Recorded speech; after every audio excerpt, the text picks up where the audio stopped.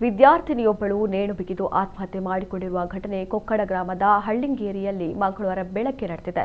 ಧಾರವಾಡ ಜಿಲ್ಲೆಯ ಹಿರೇಗುಂಜಳ ಮತ್ತು ಚಿಕ್ಕಗುಂಜಳ ನಿವಾಸಿ 18 ವರ್ಷದ ಶ್ವೇತಾ ಮೃತ ವಿದ್ಯಾರ್ಥಿನಿ.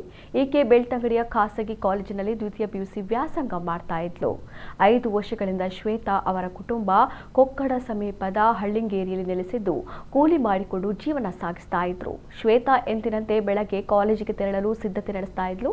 ಘಟನೆ ನಡೆದ ವೇಳೆ ತಂದೆ ಕೆಲಸದ ನಿಮಿತ್ತ ಹೊರಗೆ ತೆರಳಿದ್ದು ತಾಯಿ ಮಾತ್ರ ಮನೆಯಲ್ಲಿ ಇದ್ದರು ಎಂದು ತಿಳಿದು ಬಂದಿದೆ. ಈ ಮಧ್ಯೆ ಮನೆಯ ಕೊಠಡಿಯಲ್ಲಿ ನೇಣು ಬಿಗಿದ ಸ್ಥಿತಿಯಲ್ಲಿ ಶ್ವೇತಾ ಮೃತದೇಹ ಪತ್ತೆಯಾಗಿದೆ. ಇನ್ನು ಈಕೆಯ ಆತ್ಮಹತ್ಯೆಗೆ ನಿಖರ ಕಾರಣ ತಿಳಿದು ಬಂದಿಲ್ಲ.